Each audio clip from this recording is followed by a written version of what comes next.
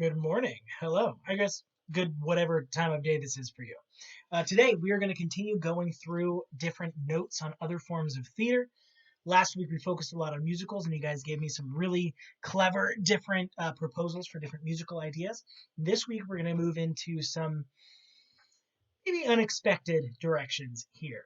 We are going to be talking about, I say theater, but really it's more general types of performance. So today and tomorrow, we're going to be focusing on taking notes about performance art, puppet shows, readers theater, slam poetry, and then you'll wrap it up by starting to think about creating a slam poem of your own. So throughout these notes, there are a bunch of little links that I want you to click on and look at and read. So the notes themselves aren't that long. This video probably won't be, anywhere near 30 minutes for your sake, I hope. But this is hopefully going to get us closer to that mark of, a reasonable amount of work based on you kind of looking at these links and, I don't know, exploring a little bit more. So let's get it started with performance art. So, okay, performance art originated with what were called the happenings of the 1960s. They are often an attempt to make a political statement. It was a spontaneous combination of movement, music, and improvisation, and they are performed in public parks, in parking garages, in museums, on street corners, very rarely in actual theaters. They are intensely non-linear, so there's not a story usually. It's not going to be art the way that you normally think about, at least a theater, a play normally would be. There's not usually characters that you focus on as such. Um, it's really just an idea that it focuses on, and like most postmodern or abstract art, it often plays with our idea of what art is, what counts as art. Um, if you're not really a fan of abstract art, then it'll take a while for you to kind of understand this kind of art. It takes me a while to understand this kind of art. I recently went to a modern art museum in New York, and I just said aloud, man, I wish somebody could tell me why these paintings are good, why they're worthy of being put up in a museum. Um, and it all has to do with that idea of questioning, what do we define as art? Where are the lines? Why are the lines there? Are the lines meaningful or are they not? What makes one thing art and another thing not? Um, it was mostly focused on experience and what is called the ephemeral nature of art. And ephemeral things are things that last for an extremely short period of time. Think about like a puff of smoke in the air that goes away forever. That's kind of ephemeral. Um, I have an artist to focus on down here, and I want you to do some of your own research if you're interested in that. I do want to caution you. There is a lot of really weird performance art out there, and any list that you're going to find of performance art is sure to be absolutely chock full of some of the most bizarre and frankly school inappropriate things that you could possibly imagine. Um, just looking for something that was appropriate to show you guys as an example of performance art probably took me like 30 minutes of combing through different sites. So please be very careful when you look for performance art. Khan Academy finally had this little bit, and there's a lot of links on the side that you can click there. I strongly recommend against, I would say, doing this research on your own. Like beyond nudity, there's just like weird, weird, uncomfortable stuff out there. So protect yourselves, and this is me washing my hands of your experience if you decide not to listen to me. Okay, so we're going to talk about Marina Abramovich. She's a famous performance artist who's been working in the field since the 70s. So she's been there since pretty much the beginning. And her art is often very much about kind of, again, this postmodern look at deconstructing art. What is art really? How do we define art? And also looking into the self. Um, a piece that she has is called "The Artist is Present," and it really looks at the relationship between art, artist, and audience, and kind of where those things intersect. She has an answer to the question of what performance art is in that Khan Academy link that I have there, and then that other link for the artist is present has a video that talks about this performance art piece that she did, and you can find a lot on the internet of this actually.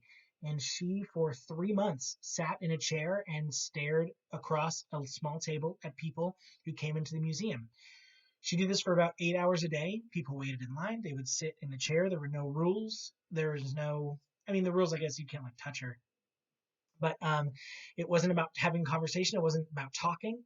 You just sit down for as long as you felt like you wanted to sit down, and then you would leave. Um, and she, again, exploring that connection between artist and art. Usually there's layer after layer of separation, right? When we go to a museum, we go and we look at a painting of something. When we look at online, we see a picture of a painting of something that they have done.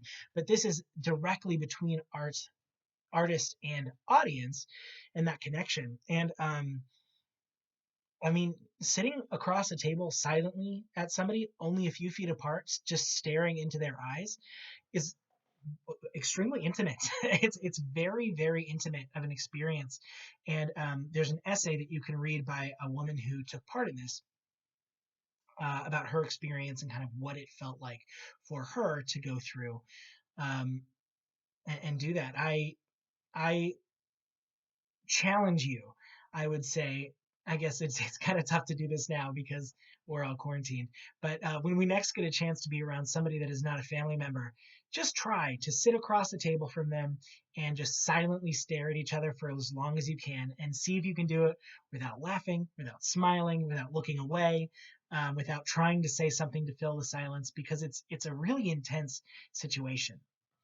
Performance art is easy to make fun of, because it requires so much back knowledge, right? Like we can all look at a famous painting that everybody agrees is very good, that is traditional art, right? We can look at Starry Night and say, oh my God, that painting is amazing.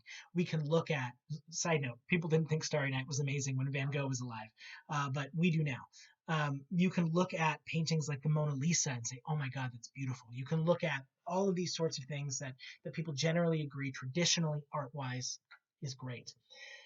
But in order to really get what performance art is doing, it takes a lot of knowledge about art as a whole, because it's usually a comment on, you know, not only a particular aspect of society, but the way that we view art as a whole, what we think art can do, and what we think counts as art means, what the lines between different kinds of art are. And I feel pretentious even describing it to you, but that's the reality of it. And it can do some really cool things. It can be a really cool way to explore some of our preconceived notions about art and what art is. I've got a little respondy do down there. So, what do you think about performance art? Do you think it's legitimate after watching this? Would you say that sitting across the table from somebody for 8 hours a day for 3 months counts as art? Or is that just some boring thing a woman did? Uh, you get to be an art critic. Decide. Uh, Multimedia is sometimes productions incorporate as many types of media as they can into their performances. You'll get things like video screens and plays, live paintings happening alongside something, puppetry, dance, animation, all of these things coming together in one performance, one art piece. Then moving on, you get things like puppet theater. I don't know if you've ever been to Balboa Park, but I mean, you can't go now. But there is a puppet theater there that you can watch little puppet shows, and it's puppetry is very old as an art form. We often think of it as exclusively for children, but it has a respected place in the history of art, and it can communicate some really complex themes. The links down here are really, really interesting, and I really encourage you to watch them. The first is Bunraku puppetry of Japan. It's part of a tradition that extends back centuries earlier. The first Bunraku theater opened in 1684 in Osaka.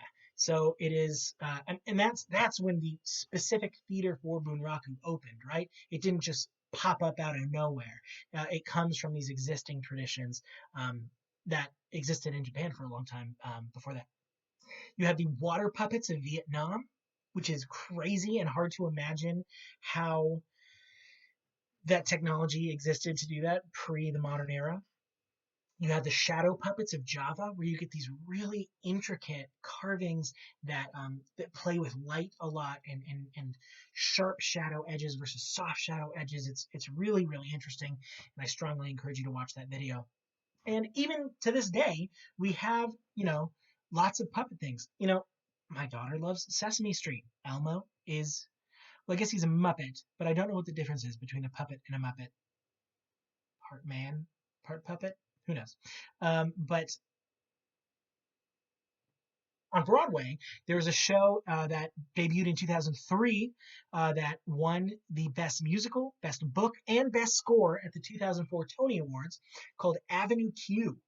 Avenue Q is a Broadway show that incorporates both people and puppets. And if you click on that link, you'll see a PG version of that show that kind of shows exactly what it's like. So it's sometimes it's just people, sometimes it's people holding a puppet.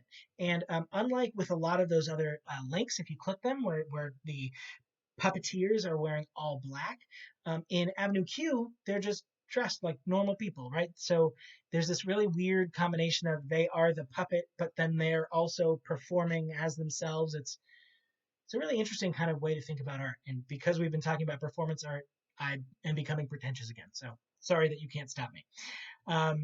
And we've got one more little respondy do down there. Have you ever thought about puppetry as a serious art form? Do you think it's possible to be done well, or is it always going to be somewhat silly? Okay, and hopefully you enjoyed those links. Hopefully you learned some stuff about performance art and puppet theater that you didn't know before. And I will see you tomorrow when we talk about Reader's Theater, and then we enter into poetry slams. So enjoy, and I'll see you then. Bye.